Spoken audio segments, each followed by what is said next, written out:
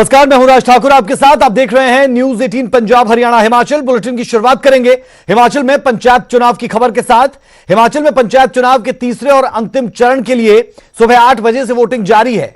आज 1137 पंचायतों में मतदान हो रहा है और शाम 4 बजे तक यानी अब से आधे घंटे बाद तक यह मतदान चलेगा। जो लोग कतारों में होंगे वो अपने मत का इस्तेमाल 4 बजे के बाद भी कर पाएंगे। चुनाव आयोग ने तीसरे चरण के लिए 6457 पोलिंग पार्टियां तैनात की। सूबे भर में धूप खिलने से लोगों ने मतदान प्रक्रिया में भी बढ़ चढ़कर हिस्सा लिया। 5 तस्वीरें आपकी टीवी स्क्रीन पर है। मनाली, नाहन, शिमला, नूरपुर, ऊना। तस्वीरों में आप देख सकते हैं लोग वोट डालने काफी उत्साहित नजर आ रहे हैं इस दौरान, और सुबह से पोलिंग बूथ के बाहर मतदाताओं की लाइनें भी है। बता दें कि पहले चरण के लिए 17 जनवरी को वोटिंग हुई थी। पहले चरण में 78% लोगों ने अपने मत का प्रयोग किया। वहीं दूसरे चरण में 1208 पंचायतों के लिए पोलिंग हुई, जबकि दोनों चरणों में बड़ी संख्या में युवा चेहरे चुनकर सामने आए हैं। ये 5 तस्वीरें मनाली से, नूरपुर, शिमला, नाहन, ऊना से, जहां पर मतदान की प्रक्रिया चलती हुई बनाए गए हैं और 129 मतदान केंद्रों की अगर बात की जाए तो पंचायतों में आज जिला में चुनाव जा रहा है। ये 5 तस्वीरें और मनाली, नूरपुर, शिमला, नाहन, ऊना और इनके साथ साथ हिमाचल की तमाम जगहों पर आज तीसरे चरण के लिए मतदान प्रक्रिया चल रही है और अगले 30 मिनट तक ये मतदान प्रक्रिया चलेगी। जो लोग कतारों में खड़े रहेंगे वो 4 बजे के बाद भी अपने मत का इस्तेमाल कर पाएंगे। और खास बात यह कि ये तीसरा चरण है, आखिरी चरण है, और आज ही के दिन नतीजे भी इन पंचायत चुनावों के आ जाएंगे, जैसा कि पहले और दूसरे चरण में भी देखने को मिला था। और खास बात यह रही अब की बार कि 21-22 साल के जो युवा थे वो भी प्रधान पद की उम्मीदवारी के लिए खड़े हुए, और कई ऐसे उम्मीदवार जिन्होंने जीत दर्ज भी की। तो कुल मिलाकर युवा भी राजनीति की तरफ सक्रिय होते हुए और इंटरेस्ट शो करते हुए, ऐसे में राजनीति में अगर युवा चेहरे आते हैं तो कहीं ना कहीं ये उम्मीद जरूर बनती है कि जब ग्राउंड लेवल से ऐसे युवा राजनीति में आते हैं तो मजबूत नींव राजनीति की रह सकती है और युवा चेहरों के आगे जाकर देश और प्रदेश को चलाने की जो जिम्मेवारी है वो निभाने की तरफ भी कदम बढ़ते हुए नजर आते हैं। चलिए सीधे रुख कर लेते हैं शिमला का। संवाददाता रणवीर हमारे साथ जुड़े हैं, जबकि कांगड़ा से हमारे साथ जुड़े हैं विचित्र शर्मा। सबसे पहले रुख कर रहे हैं राजधानी शिमला का। रणवीर, जानना चाहेंगे कि इस वक्त आप कहां मौजूद हैं और चुनाव प्रक्रिया कैसे चल रही है, न सिर्फ शिमला में बल्कि और साथ लगते जिलों में भी, उसमें सोलन भी और तमाम जगहों पर, और किस तरीके का यहां पर माहौल देखा जा रहा है चुनावों को लेकर?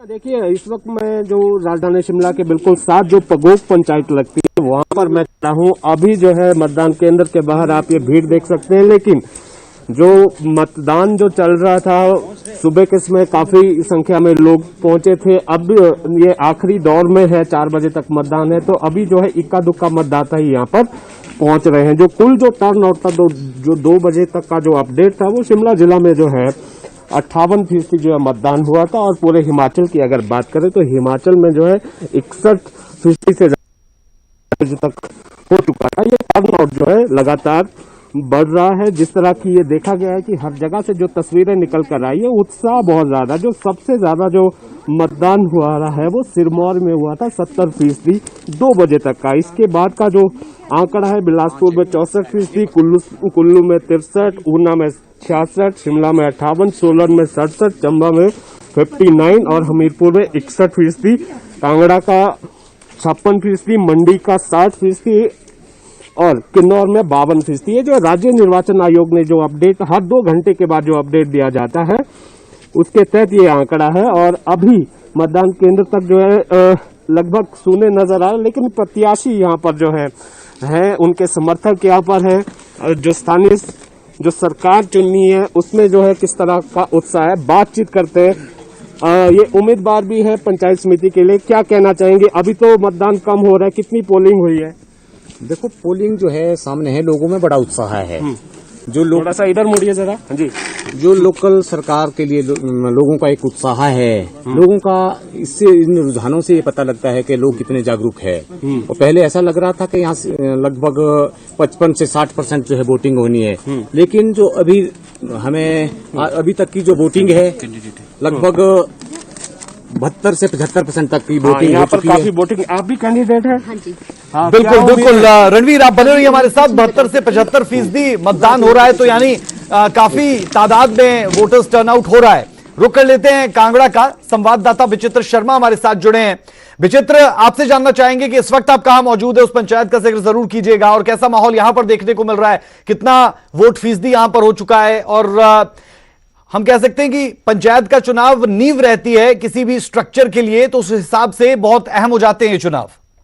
बिल्कुल सही राज, बिल्कुल सही कहा आपने कि चूंकि ये जो है वो एक तरह से हमारी संवैधानिक की जो प्रणाली है उसकी बिल्कुल नींव होती है। लोकतांत्रिक प्रणाली का भी एक आधारभूत ढांचा है, जिसके लिए जो है वो आज सरकार चुनने के लिए लोग लायक रहते हैं, आतुर रहते हैं। और हम इस वक्त जो है वो रैत ब्लॉक के जो बसनूर पंचायत है वहां पर हैं, और यहाँ पर भी काफी जो उत्साह है वो लोगों में देखने को मिला है। इस वक्त हम जिस बूथ जहां पर अभी मौजूद है, जहां पर पोलिंग चल रही है, वहां पर वार्ड नंबर 3 और 4 के लिए यहाँ पर पोलिंग हो रही है, और ये बसनूर पंचायत है।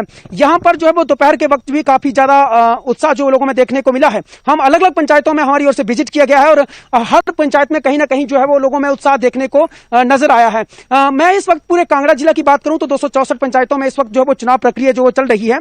और कुछ इसमें एड ऑन ये कर देना चाहूंगा कि आज हिमाचल प्रदेश की जो सबसे दुर्गम जो पंचायत है बड़ा भंगाल, वहां पर आज जो 25 वोटर्स रह गए थे, उन तक जो वो हमारी पोलिंग पार्टियां जो वो नहीं पहुंच पाई थी, तो वहां पर वो लोग मतदान से जो है राज वो वंचित रह गए हैं। लेकिन फिलहाल की मैं बात करूं तो 58% मतदान जो है वो इस वक्त पूरे कांगड़ा में हो चुका है, और जहां अभी हम लोग मौजूद हैं वहां पर भी कम से कम जो है वो 70% जो चुनाव जो है मतदान जो है वो यहाँ पर हो चुका है इस पंचायत की में जहां पर इस वक्त हम मौजूद हैं।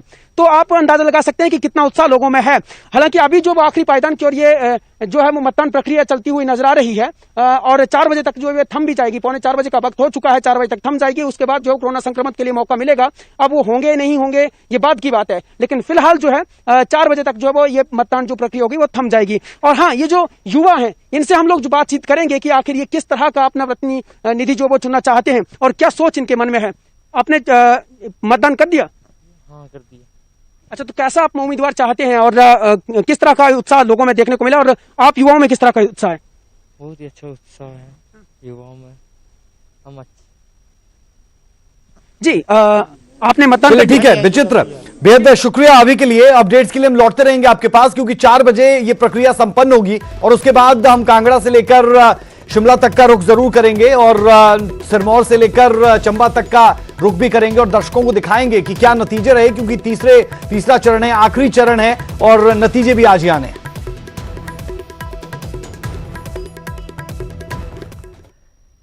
और चलिए अब रुक करते हैं किसान आंदोलन की तरफ। किसान आंदोलन से जुड़ी बड़ी और अहम खबर, किसानों का सबसे बड़ा मंथन जारी। सरकारों के प्रस्ताव पर मंथन हो रहा है, आज शाम तक फैसला ले सकते हैं किसान। कल सरकार के आगे किसानों ने अपना पक्ष रखना है। सरकार ने कानूनों पर रोक लगाने का प्रस्ताव दिया है। बड़ी और अहम खबर हम दर्शकों को बता दें, किसानों का सबसे बड़ा मंथन इस वक्त जारी है। सरकार के प्रस्ताव पर यह मंथन हो रहा है, आज शाम तक फैसला ले सकते हैं किसान, और 5 साढ़े 5 बजे के करीब प्रेस कॉन्फ्रेंस भी हो सकती है। कल सरकार के आगे किसानों ने अपना पक्ष रखा था। सरकार ने कानूनों पर रोक लगाने का प्रस्ताव दिया था और कहा था कि 1.5 से 2 साल के लिए इन पर हम रोक लगा सकते हैं, जब तक किसी निर्णय पर नहीं पहुंचते। लेकिन अब इससे आगे किसान क्या चाहेंगे, क्या वो अपना एक नया फॉर्मूला यहां पर देंगे, इस पर जरूर नजर रहेगी। किसानों का सबसे बड़ा मंथन जारी है, सरकार के प्रस्ताव पर मंथन हो रहा है, आज शाम तक फैसला ले सकते हैं किसान। इसी पर नजर रहेगी, ये सबसे बड़ी खबर कही जा सकती है, क्योंकि 2 महीने से ज्यादा का वक्त हो चुका है, और इस वक्त में लगातार सिंगू बॉर्डर, टीकरी बॉर्डर और अलग अलग जगहों पर किसान लगातार डटे हुए हैं। ऐसे में बेहद अहम ये बैठक, क्योंकि हमने देखा कि पहले पंजाब के किसान एक साथ जुटे थे और उन्होंने आपस में बैठक की थी। उसके बाद पंजाब और पूरे देश के किसान अब एक साथ बैठकर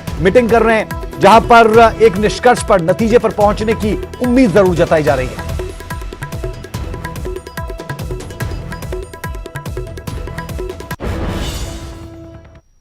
गणतंत्र दिवस की ट्रैक्टर रैली को लेकर चल रही दिल्ली पुलिस और किसानों के बीच की बैठक खत्म हो गई है। किसानों का कहना है कि पुलिस ने उन्हें दिल्ली में घुसने से इनकार किया है, जबकि किसान दिल्ली के आउटर रिंग रोड पर ट्रैक्टर रैली निकालना चाहते हैं। ऐसे में पुलिस की ओर से केएमपी एक्सप्रेसवे पर छोटी रैली निकालने का ऑप्शन दिया गया था। हालांकि किसान संगठनों ने इस ऑप्शन को खारिज कर दिया है। अब सवाल यह भी उठता है कि जब ऑप्शन खारिज कर दिया गया तो क्या दिल्ली की तरफ किसान रुख करेंगे, और अगर करेंगे तो फिर किस तरीके के हालात बनेंगे, क्योंकि दिल्ली पुलिस लगातार ऐसी कोई लिखित परमिशन दिल्ली पुलिस की तरफ से नहीं दी गई है। तो ऐसे में पुलिस और किसानों के बीच की जो ये पूरी की पूरी तनातनी है वो कहां पर जाकर रुकती है, इस पर जरूर नजर रहेगी। लेकिन 26 जनवरी का दिन परेड निकालने के लिए किसान जुटेंगे और आउटर रिंग रोड पर वो जाने की बात कर रहे थे, क्योंकि पुलिस और किसानों की जो बैठक हुई वो बेनतीजा रही, इसीलिए बेहद अहम हो जाता है। और उनके बीच में अब तक 3 बैठकें हो चुकी है पिछले 2 से 3 दिन में। ऐसे में आप बैठकें समझ सकते हैं कि कितनी ज्यादा बैठकें आज के दिन भी हुई। कुल मिलाकर 4 बैठकें आज थी। एक पंजाब के किसान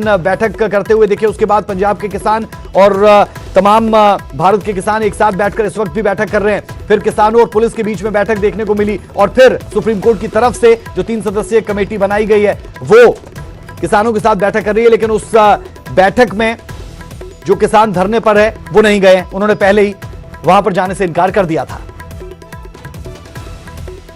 दो सेंटेंस की बात है।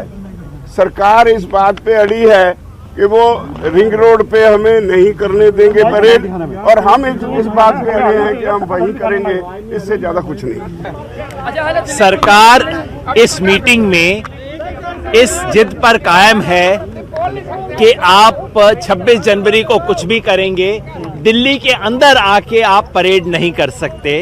और हमने स्पष्ट कर दिया है कि देश भर से जो किसान आ रहे हैं वो 26 जनवरी को गणतंत्र की इज्जत बनाने को, तिरंगे की शान बढ़ाने को, अपनी राष्ट्रीय राजधानी के अंदर आकर ही परेड करेंगे। ये हमने स्पष्ट कर दिया है। टकराव की स्थिति नहीं है। मुझे पूरा विश्वास है कि सरकार को सद्बुद्धि आएगी और हम दिल्ली के अंदर आके अपना गणतंत्र दिवस की इज्जत बढ़ाने के लिए ये जो परेड करना चाहते हैं ये संभव नहीं है। ये जो किसान गुरदासपुर से आ रहा है, फतेहाबाद से आ रहा है, शामली से आ रहा है, वो इसके मेरठ का चक्कर लगाने नहीं आ रहा है। जी जोगिंदर जी, पुलिस क्या डराने की कोशिश कर रही है? पुलिस की तरफ से कोई दबाव डाला जा रहा है, प्रेशर डाला जा रहा है? कोई प्रेशर नहीं है हमारे ऊपर। क्या प्रेशर डालें? प्लीज रास्ते प्लीज। अगली बैठक कब होगी, कुछ आइडिया?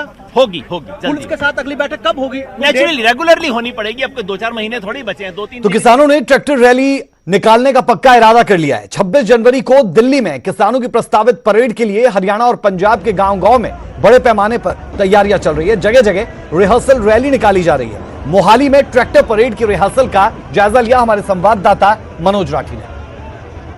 लगातार किसानी अंदोलन हजे तक जारी है ते मंथन ਜਿਹੜਾ ਹੈ ਦਿੱਲੀ 'ਚ ਮੰਥਨ ਵੀ ਜਾਰੀ ਹੈ। ਲੇਕਿਨ ਦੂਜੇ ਪਾਸੇ ਜੇ ਆਪਾਂ ਗੱਲ ਕਰੀਏ ਤੇ ਪੰਜਾਬ ਦੇ ਵੱਖ-ਵੱਖ ਜ਼ਿਲ੍ਹਿਆਂ 'ਚ ਜਿਹੜਾ ਟਰੈਕਟਰ ਪਰੇਡ ਹੈ ਉਹ ਵੀ ਕੀਤੀ ਜਾ ਰਹੀ ਹੈ। ਅਸੀਂ ਅੱਜ ਪਹੁੰਚੇ ਆ ਮੋਹਾਲੀ ਜ਼ਿਲ੍ਹੇ ਵਿੱਚ, ਜਿੱਥੇ ਵੱਖ-ਵੱਖ ਜਥੇਬੰਦੀਆਂ ਵੱਲੋਂ ਅੱਜ ਟਰੈਕਟਰ ਮਾਰਚ ਕੱਢਿਆ ਗਿਆ ਹੈ।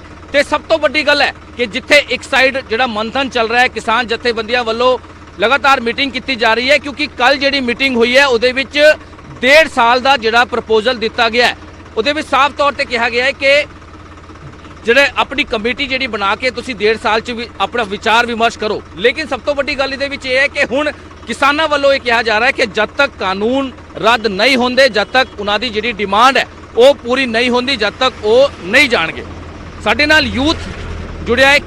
ਅੱਜ ਦੀ ਜਿਹੜੀ ਟਰੈਕਟਰ ਜਿਹੜੀ ਪਰੇਡ ਦੇਖੀ ਗਈ ਉਹਦੇ ਵਿੱਚ ਯੂਥ ਜਿਹੜਾ ਹੈਗਾ ਉਹਦਾ ਕਾਫੀ ਅਹਿਮ ਰੋਲ ਜਿਹੜਾ ਹੈ ਵੇਖਣ ਨੂੰ ਮਿਲ ਰਿਹਾ ਹੈ ਤੇ ਯੂਥ ਸਾਡੇ ਨਾਲ ਜੁੜਿਆ ਹੈ। ਜਿਹੜੀ ਟਰੈਕਟਰ ਟਰਾਲੀ ਅੱਜ ਕੀਤੀ ਗਈ ਹੈ, ਕਾਫੀ ਸੈਂਕੜਿਆਂ ਦੀ ਸੰਖਿਆ 'ਚ ਅੱਜ ਇੱਥੇ ਕਿਸਾਨ ਜਥੇਬੰਦੀ ਪਹੁੰਚੀ ਹੈ ਤੇ ਬੜੇ ਲਾਅ ਐਂਡ ਆਰਡਰ ਨੂੰ ਮੇਨਟੇਨ ਕਰਦੇ ਹੋਏ ਇੱਥੇ ਜਿਹੜੀ ਰੈਲੀ ਕੱਢੀ ਜਾ ਰਹੀ ਹੈ। ਯੂਥ ਸਾਡੇ ਨਾਲ ਜੁੜਿਆ ਹੈ, ਉਹਨਾਂ ਨਾਲ ਗੱਲ ਵੀ ਕਰਾਂਗੇ। ਭਾਜੀ, ਅੱਜ ਜਿਹੜੀ ਸਿਚੁਏਸ਼ਨ ਅਸੀਂ ਵੇਖੀ ਹੈ ਕਿ ਬੜੇ ਲਾਅ ਐਂਡ ਆਰਡਰ ਨੂੰ ਮੇਨਟੇਨ ਕਰਦੇ ਹੋਏ ਯੂਥ ਜਿਹੜਾ ਹੈਗਾ ਉਹ ਜ਼ਿਆਦਾ ਵੇਖਣ ਨੂੰ ਮਿਲਿਆ, ਕਿਸ ਤਰ੍ਹਾਂ ਵੇਖਦੇ? ਹਾਂਜੀ ਸਰ, ਪਹਿਲਾਂ ਮੈਂ ਨਿਊਜ਼ 80 ਦਾ ਬਹੁਤ-ਬਹੁਤ ਧੰਨਵਾਦ ਕਰਦਾ। ਉਹਨਾਂ ਨੇ ਸਾਡੀ ਰੈਲੀ ਖਰੜ ਤੋਂ ਲੈ ਕੇ ਮੋਹਾਲੀ ਦੇ ਵਿੱਚ ਦਿਨ ਹੁੰਦੇ 7 ਫੇਜ਼ ਤੋਂ ਲੈ ਕੇ ਆਪਣਾ 에ਅਰਪੋਰਟ ਚੌਂਕ ਤੋਂ ਜੀਰਕਪੁਰ ਪਹੁੰਚ ਚੁੱਕੇ ਆ। ਇਹਨਾਂ ਨੇ ਸਾਡਾ ਬਹੁਤ ਸਹਿਯੋਗ ਦਿੱਤਾ ਹੈ ਤੇ ਅਸੀਂ ਸਾਡੇ ਬਜ਼ੁਰਗ ਬਹੁਤ ਦੇਰ ਤੋਂ ਦਿੱਲੀ ਦੇ ਬੈਠੇ ਸੀਗੇ। ਹੁਣ ਅਸੀਂ ਉਹਨਾਂ ਦੇ ਨਾਲ ਮੋਢਾ ਜੋੜ ਕੇ ਖੜੇ ਆ ਨਾਲ। ਜਦੋਂ ਤੱਕ ਇਹ ਕਾਲੇ ਕਾਨੂੰਨ ਰੱਦ ਨਹੀਂ ਹੁੰਦੇ ਉਦੋਂ ਤੱਕ ਅਸੀਂ ਆਪਣੇ ਭਾਈਚਾਰੇ ਦਾ ਸਾਥ ਦੇਵਾਂਗੇ ਤੇ ਨਾਲ ਦੇ ਨਾਲ ਮੋਢਾ ਜੋੜ ਕੇ ਖੜੇ ਰਹਾਂਗੇ ਜੀ। ਤੇ ਇਹਦੇ ਵਿੱਚ ਇੱਕ ਗੱਲ ਹੋਰ ਹੈ ਭਾਜੀ ਕਿ ਜਿਹੜਾ ਹੁਣ ਕੱਲ ਹੋਣ ਵਾਲੀ ਮੀਟਿੰਗ ਹੈ, ਉਹ ਵੀ ਤੁਸੀਂ ਵੀ ਇਸ ਪਾਰਟ ਦਾ ਹਿੱਸਾ ਹੋ, ਤੁਸੀਂ ਵੀ ਰੈਲੀ 'ਚ ਹਿੱਸਾ ਲੈ ਰਹੇ ਹੋ। ਕਿਸ ਤਰ੍ਹਾਂ ਵੇਖਦੇ ਹੋ ਕਿ ਇੱਕ ਵੱਡਾ ਮੈਸੇਜ ਜ਼ਰੂਰ ਗਿਆ ਹੈ ਪੂਰੇ ਪੰਜਾਬ 'ਚ? ਜਿਵੇਂ ਸਾਡੇ ਬਜ਼ੁਰਗ ਉੱਥੇ ਬੈਠੇ ਆ ਦਿੱਲੀ, ਤੇ ਅਸੀਂ ਵੀ ਉਹਨਾਂ ਦੇ ਨਾਲ ਪੀਸਫੁਲ ਤਰੀਕੇ ਨਾਲ ਅਸੀਂ ਬਿਲਕੁਲ ਸ਼ਾਂਤਮਈ ਨਾਲ ਐਵੇਂ ਰੈਲੀ ਕਰਦੇ ਰਹਾਂਗੇ ਜਦੋਂ ਤੱਕ ਸਾਡੇ ਕਾਨੂੰਨ ਰੱਦ ਨਹੀਂ ਹੁੰਦੇ। ਤੇ ਇਹ ਇੱਕ ਬਹੁਤ ਇੰਪੋਰਟੈਂਟ ਜਿਹੜੀ ਅੱਜ ਮੰਥਨ ਹੋਣ ਜਾ ਰਿਹਾ ਹੈ ਕਿਸਾਨ ਜਥੇਬੰਦੀਆਂ ਵੱਲੋਂ ਲਗਾਤਾਰ ਮੰਥਨ ਕੀਤਾ ਜਾ ਰਿਹਾ ਹੈ, ਮੀਟਿੰਗ ਕੀਤੀ ਜਾ ਰਹੀ ਹੈ ਕਿ ਹੁਣ ਜਿਹੜੀ ਕੱਲ ਹੋਣ ਵਾਲੀ ਮੀਟਿੰਗ ਹੈ ਉਹਦੇ ਵਿੱਚ ਕਿਸ ਤਰ੍ਹਾਂ ਦੀ ਸਹਿਮਤੀ ਬਣਦੀ ਹੈ। ਇਹ ਇੱਕ ਬਹੁਤ ਵੱਡੀ ਗੱਲ ਹੈ, ਕਿਉਂਕਿ ਸਵਾਲ ਇਹਦੇ ਵਿੱਚ ਇਹ ਹੈ ਕਿ ਪਹਿਲਾਂ ਵੀ ਸਰਕਾਰ ਵੱਲੋਂ ਪ੍ਰਪੋਜ਼ਲ ਦਿੱਤਾ ਗਿਆ ਸੀ 1 ਸਾਲ ਦਾ, ਤੇ ਹੁਣ ਜਿਹੜੀ ਕੱਲ ਮੀਟਿੰਗ ਹੋਈ ਹੈ ਉਹਦੇ ਵਿੱਚ ਵੀ ਪ੍ਰਪੋਜ਼ਲ ਜਿਹੜਾ ਹੈ ਉਹ ਦਿੱਤਾ ਗਿਆ ਹੈ 1.5 ਸਾਲ ਦਾ।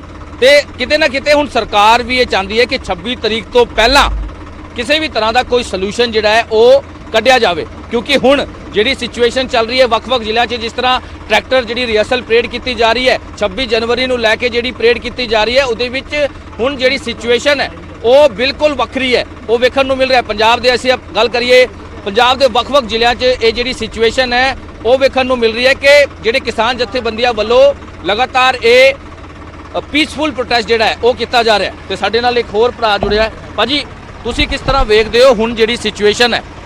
ਹੁਣ ਦਿੱਲੀ 'ਚ ਵੀ ਦੇਖੀਏ ਕਿਸਾਨ ਜਥੇਬੰਦੀਆਂ ਦੀ ਮੀਟਿੰਗ ਚੱਲ ਰਹੀ ਹੈ, ਇੱਥੇ ਤੁਸੀਂ ਟਰੈਕਟਰ ਟਰਾਲੀ ਜਿਹੜੀ ਰੈਲੀ ਕੱਢ ਰਹੇ ਹੋ। ਬਸ ਸਰ, ਸਾਨੂੰ ਕੁਝ ਨਹੀਂ ਚਾਹੀਦਾ ਜੀ। ਸਾਡੇ ਜੋ ਕਾਨੂੰਨ ਹੈ ਸਾਡੇ ਮਾਫ ਹੋਣੇ ਚਾਹੀਦੇ ਆ, ਜਮ੍ਹਾਂ ਰੱਦ ਹੋਣੇ ਚਾਹੀਦੇ ਆ, ਸਾਨੂੰ ਹੋਰ ਕੁਝ ਨਹੀਂ ਚਾਹੀਦਾ ਜੀ। ਤੇ ਇਹਨਾਂ ਦਾ ਵੀ ਸਾਫ਼ ਤੋਂ, ਹਾਲਾਂਕਿ ਇਹ ਜਿਹੜੀ ਟਰੈਕਟਰ ਰੈਲੀ ਕੱਢੀ ਜਾ ਰਹੀ ਹੈ ਉਹਦੇ ਵਿੱਚ ਬੱਚੇ ਹੋਵੇ, ਯੂਥ ਹੋਵੇ, ਬਜ਼ੁਰਗ ਹੋਵੇ, ਲਗਾਤਾਰ ਜਿਹੜੀ ਹੁਣ ਸਿਚੁਏਸ਼ਨ ਜਿਹੜੀ ਇਹ ਦੇਖਣ ਨੂੰ ਮਿਲ ਰਹੀ ਹੈ ਕਿ ਵੱਖ-ਵੱਖ ਜ਼ਿਲ੍ਹਿਆਂ ਤੋਂ ਜਿਹੜੇ ਆਮ ਲੋਕੀ ਨੇ ਉਹ ਵੀ ਕਿਸਾਨਾਂ ਨਾਲ ਜੁੜਦੇ ਨਜ਼ਰ ਆ ਰਹੇ ਨੇ। ਮੋਹਾਲੀ ਤੋਂ ਕੈਮਰਾਮੈਨ ਵਿਨੋਦ ਕੁਮਾਰ ਨਾਲ मनोज राठी, न्यूज़ 18 पंजाब। प्रधानमंत्री नरेंद्र मोदी कोरोना टीकाकरण के दूसरे चरण में टीका लगवाएंगे। खबरों के मुताबिक कोरोना टीकाकरण का दूसरा चरण इसी साल मार्च या अप्रैल में शुरू हो सकता है। बता दें कि फिलहाल पहले चरण में स्वास्थ्य कर्मियों और फ्रंटलाइन वर्कर्स को टीका लगाया जा रहा है। पहला चरण खत्म होने के बाद अपनी बारी आने पर पीएम नरेंद्र मोदी टीका लगवाएंगे। उन्होंने मुख्यमंत्रियों के साथ हुई बैठक में कहा कि राजनेताओं को क्रम नहीं तोड़ना चाहिए और टीका तभी लगवाना चाहिए जब उनकी बारी आएगी। बता दें कि 11 जनवरी को पीएम मोदी ने कोरोना के पहले चरण को लेकर मुख्यमंत्रियों के साथ बैठक की थी।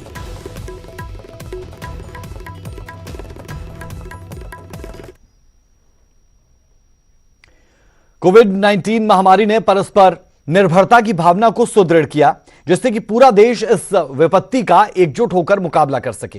वैक्सीनेशन के ऐलान के बाद जरूरत होगी कि हम सभी अपना सर्वश्रेष्ठ योगदान दें, जिससे हम एक साथ वायरस को हराने की तरफ कदम बढ़ा सकें।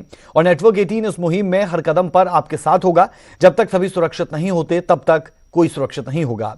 इसी सोच के आधार पर हमारे कैंपेन संजीवनी का लक्ष्य यह सुनिश्चित करना है कि वैक्सीन पाना सभी भारतीयों का अधिकार है। ब्रेक के बाद आपका स्वागत है। पुणे में सीरम इंस्टीट्यूट की नई बिल्डिंग में आग लग गई। हादसे की तस्वीरें सामने आई है। जी हां, हादसे की सामने आई तस्वीरों में दूर से ही काले धुएं का गुब्बार उठता हुआ देखा जा सकता है। अभी तक आग लगने के कारणों का पता नहीं चल पाया। 10 फायर ब्रिगेड की गाड़ियां मौके पर आग बुझाने का काम कर रही हैं। मिली जानकारी के मुताबिक आग सीरम इंस्टीट्यूट के एक प्रोडक्शन प्लांट में लगी है। यह प्लांट कोविशील्ड की निर्माण यूनिट के पास ही स्थित है। ये तस्वीरें आप देख सकते हैं जहां पर खिड़कियों से धुआं निकलता हुआ और काले धुएं का ये गुब्बार इस बिल्डिंग को अपने आगोश में लिए हुए हैं। महाराष्ट्र की ये तस्वीरें हैं, महाराष्ट्र के पुणे की ये तस्वीरें हैं। आग बुझाने का काम लगातार जारी है। 10 फायर ब्रिगेड की गाड़ियां मौके पर पहुंची हुई हैं और आग को बुझाने की कोशिश की जा रही है। शॉर्ट सर्किट के कारण आग लगने की आशंका बताई जा रही है, लेकिन और क्या कारण रहे और आग कैसे इतनी फैल गई कि शॉर्ट सर्किट जो आशंका जताई जा रही है क्या उसी की वजह से पुख्ता तौर पर, इसका भी अभी इंतजार किया जाएगा। बहरहाल दूसरे एंगल से तस्वीरें आप देख सकते हैं जहां पर ये पूरी की पूरी बिल्डिंग धुएं के गुब्बार में लिपटी आपको नजर आएगी। सीरम इंस्टीट्यूट में ये आग लगी है। शॉर्ट सर्किट के कारण आग लगने की आशंका है। आग बुझाने का काम बदस्तूर जारी है और दमकल की 10 गाड़ियां आग बुझाने में जुटी हुई है। ये तस्वीरें महाराष्ट्र पुणे से सामने आई है। शॉर्ट सर्किट कारण हो सकता है।